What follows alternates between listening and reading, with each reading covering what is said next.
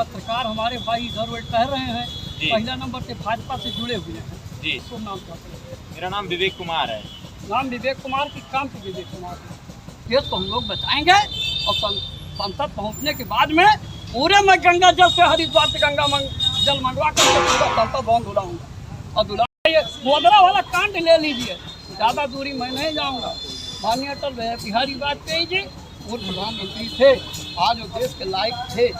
ये तो सरजू जी में जिंदा ही समाहित हो गए थे और इनके पार्टी वालों ने हनुमान जी का दर्शन तक नहीं। नमस्कार जोहार, अभी हम मौजूद हैं लोकसभा सुल्तानपुर में, जहां से वर्तमान सांसद मेनका गांधी हैं भारतीय जनता पार्टी के सिंबल पे। माहौल रहेगा कितना यहाँ? माहौल तो मुझे लगता है कि इस बार जो है वो संविधान को बचाने की बात है, किसान, नौजवान, मजदूर और गरीब को बचाने की बात है।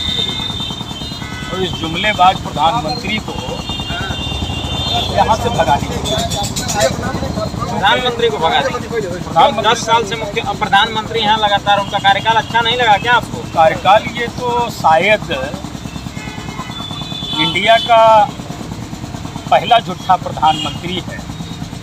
ये युवाओं को रोजगार दे रहा था, नहीं दे पाया।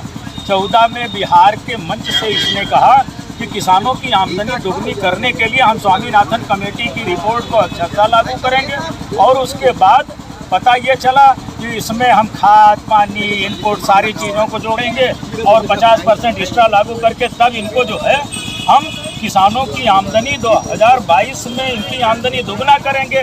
और किसान जब दिल्ली के बॉर्डर पे इनसे एमएसपी की गारंटी मांगने गया तो 740 किसान मर गए।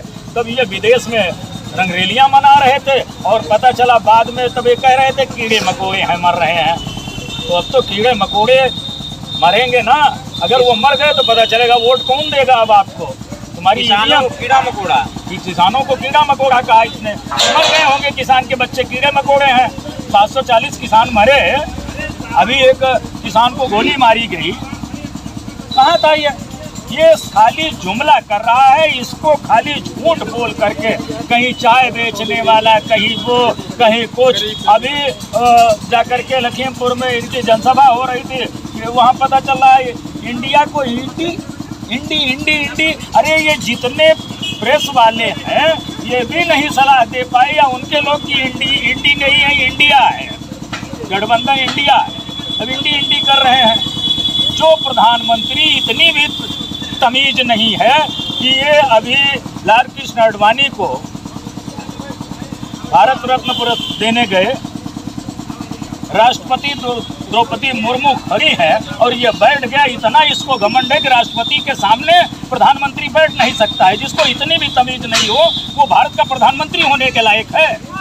ये किया भारत रत्न। अब ये इसके पास खाली झूठ का एक फार्मूला है और ये दो झूठे इकट्ठा हो गए। कभी इन्होंने गुजरात मॉडल दिया, गुजरात में क्या है? कुछ नहीं है। कभी इसने बनारस आए तो गंगा मैया ने बुलाया है, वहाँ गए तो हमको गोमती मैया ने बुलाया है, तो कभी वहाँ गए तो फला बप्पा ने बुलाया है। बाप का पता ही नहीं है, मैया बुला रही है इनको। तो ये झूठा प्रधानमंत्री है। बनारस में चुनाव हार गए थे, मोदी जी बनारस में अपना चुनाव हार गए थे, इनको तो ईवीएम से चुनाव जिताया गया है। तो सिर्फ इस देश के किसानों, ये जो चुनाव हो रहा है इस देश में नौजवानों को बचाने का चुनाव है, लोकतंत्र को बचाने का चुनाव है, किसानों और मजदूरों को बचाने का चुनाव है। वरना ये सारी चीजें तो बेचते चले जा रहे हैं। अच्छा, प्रधानमंत्री जी खुद ओबीसी हैं और आपके जिले सुल्तानपुर से एक ओबीसी प्रत्याशी समाजवादी पार्टी ने उतारा है और दिन भर मंचों से प्रधानमंत्री जी ओबीसी की बातें करते हैं। तो यहाँ पे उसको देख के क्या लगता है? देखिए, यहाँ जो वोट ओबीसी समुदाय देगा वो प्रधानमंत्री के चेहरे पे देगा या कैंडिडेट को देख कर देगा? देखिए, प्रधानमंत्री आपको पहले बता दें कि प्रधानमंत्री मोदी जो अपने को ओबीसी कहते हैं, ये ओबीसी नहीं है, ये घाची बनिया है। गुजरात में जो घाची बनिया है उसने ये अपने कार्यकाल में उसको ओबीसी में लाके खड़ा कर दिया। अगर ये ओबीसी होते तो पता चलता कि ओबीसी के ये प्रधानमंत्री 14 में बने हैं तो ओबीसी के 340 बच्चे आईएएस हो गए थे, लेकिन क्रीमी लेयर लगा करके उन 340 बच्चों को आईएएस से ज्वाइन नहीं करने दिए। तो पता चलता कि तब तो ये ओबीसी नहीं थे। ओबीसी का आरक्षण समाप्त कर दे रहे हैं, तब तो ये ओबीसी नहीं है। और वोट लेना है तो ओबीसी है।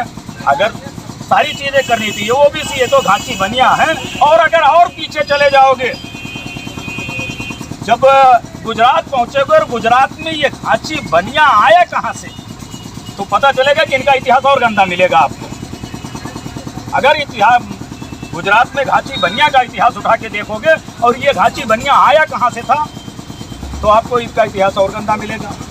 आज मैं तो ये कह रहा हूँ कि वो कहाँ है अटल बिहारी वाजपेयी वाली बीजेपी। ये अटल बिहारी वाली बीजेपी है नहीं है। आज तो मोहन भागवत को खुद इनको जो है डंडा उठा लेना चाहिए, मोहन भागवत को, और इन दोनों को खदेड़ देना चाहिए। अगर उनको अपना आरएसएस बचाना है, उनको अपनी बीजेपी बचानी है, तो इन दोनों को भगाएं। वरना हो सकता है कल मोहन भागवत भी हटा दिए जाए। अभी खट्टर हटा दिए गए, पुराने साथी थे बीजेपी के। वहाँ मध्य प्रदेश में शिवराज सिंह हटा दिए गए। इनका एक है कि पता ये लग रहा है कि जितने पुराने बीजेपी के लोग हैं जो प्रधानमंत्री की रेस में, उनको बगल करो। अभी कुर्मी समाज के एक बरेली के गंगवार बात करिए, दवाई की बात करिए, रोजगार की बात करिए, नौकरी की बात करिए, क्या बात करते हैं आप लोग? केवल मोदी मोदी मोदी नहीं, मुद्दे पर चुनाव होगा। आगे बोलिए, पूछिए लोगों से, लोग बताएंगे। क्या लगता है भैया, इस बार चुनाव किस मुद्दे पे लड़ा जाएगा यहाँ पर? रोटी रोजगार हमारा प्रथम मुद्दा होना चाहिए, इसी मुद्दे पे चुनाव होना चाहिए। तो क्या लगता है आने वाले समय में एनडीए गठबंधन रोजी रोजगार दे सकता है या फिर इंडिया गठबंधन दे सकता है? एनडीए गठबंधन को हमने पिछले 10 साल में देखा, 2 करोड़ नौकरियाँ और फला फला बहुत से वादे, इनमें से मेरे ख्याल जमीनी स्तर पर कोई वादे पूरे नहीं हुए। तो इसलिए इंडिया गठबंधन पूरे प्रदेश में बहुत ही अच्छा। जब भीम निषाद समाजवादी पार्टी ने अपना जो दांव लगाया है वो एक अति पिछड़े प्रत्याशी भीम निषाद पे लगाया है, क्या लगता है कि वो मेनका गांधी के सामने चुनाव लड़ पाएंगे? देखिए, यहाँ सुल्तानपुर की लड़ाई कर लीजिए तो यहाँ पे लड़ाई है धन पशु से और एक गरीब किसान की लड़ाई है। और हमारा जो समाजवादी पार्टी का प्रत्याशी है भीम निषाद, बहुत गरीब तबके प्रत्याशी, और उससे पिछड़े दलित अल्पसंख्यक सभी जुट के उसके साथ एक साथ खड़े। और मुझे पूरी उम्मीद है कि वो एक साथ खड़े होकर उसे पूर्ण बहुमत में करीब 1 से 1.5 लाख वोटों से विजयी करेंगे। लगता है कि अपने समाज का कोई अपने बीच का आदमी आज खड़ा है चुनाव में? बिल्कुल बिल्कुल बिल्कुल। हम लोग का हमदर्द सुनने वाला, सुख दुख के साथ खड़े होने वाला कोई अपना एक खड़ा हुआ है। और इसके लिए हम लोग को मजबूती के साथ उसके साथ कदम से कदम मिला के चलना होगा और उसके आगे बढ़ के दिखाया। मेनका गांधी जी भारतीय जनता पार्टी से सांसद हैं, तो उन्होंने काम नहीं किया अच्छे? अब यही जान लीजिए, वो बच्चे जो गोद गाँव वो बड़े हुए कि नहीं हुए, थोड़ा मुद्दा यही है। अभी अपराध देख लीजिए, चरम सीमा पर मेनका जी ने बोला कि हमारे क्या अपराध नहीं है। आप अभी कल ही लीजिए, गोली चल रही है। मैं दिखा दूँ, अभी आपको दिखा दूँ अपराध क्या चल रहा है, ये मैं खुद दिखा रहा हूँ।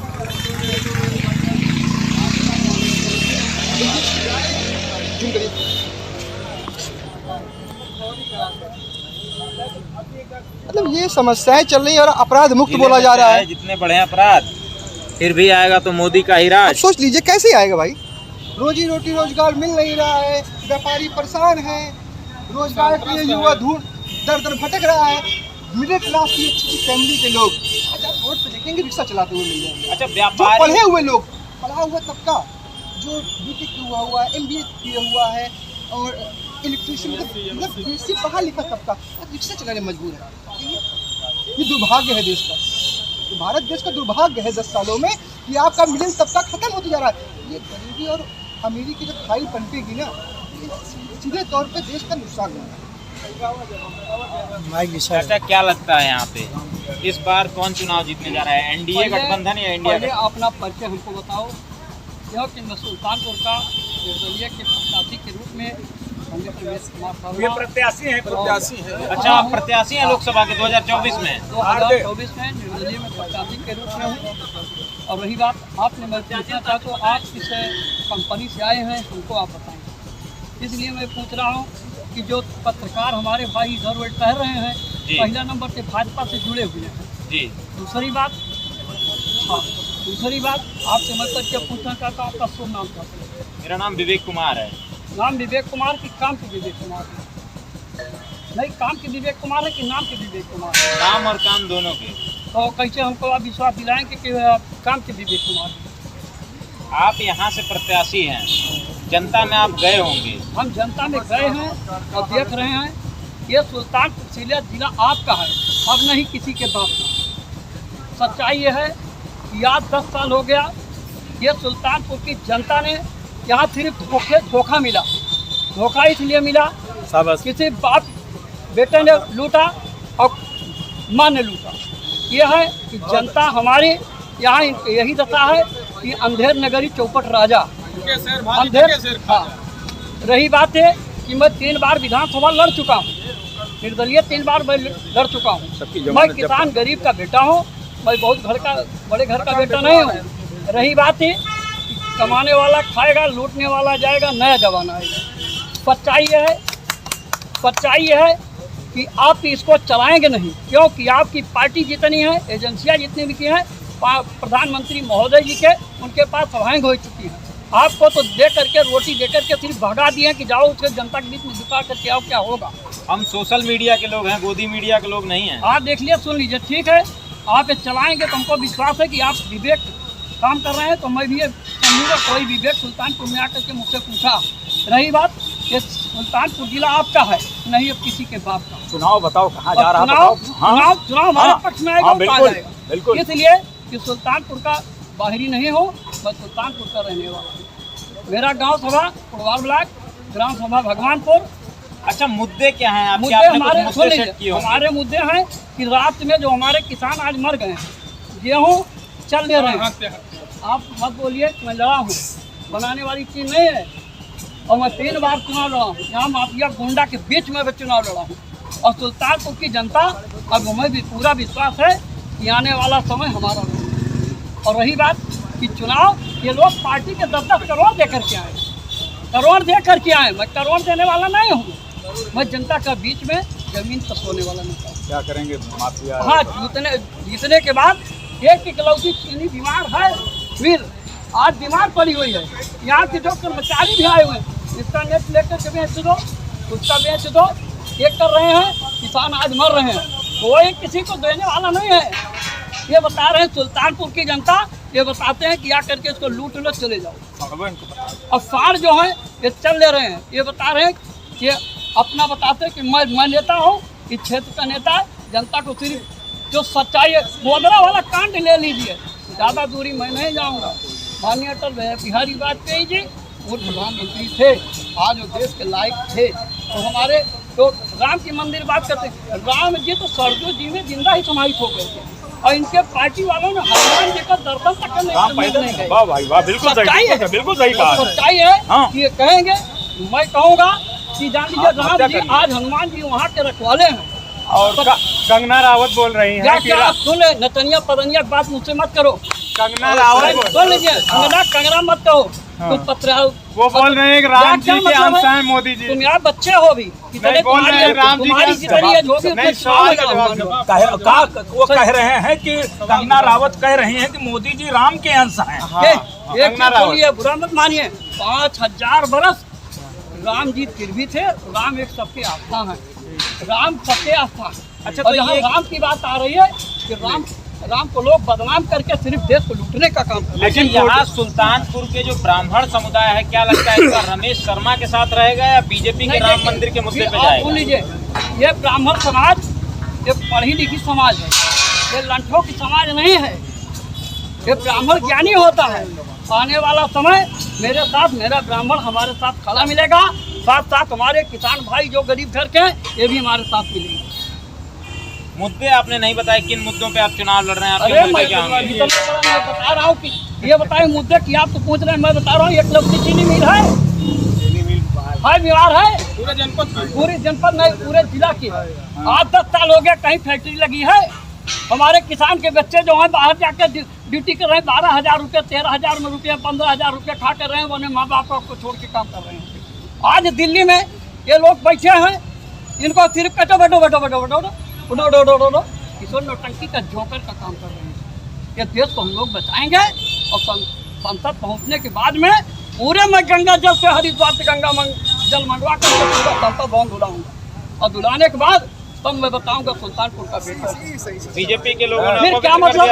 मैं किसी का पार्टी का नाम नहीं ले रहा हूँ, इसलिए नहीं ले रहा हूँ हमको अपनी पार्टी चलाना, हमको देश बचाना है।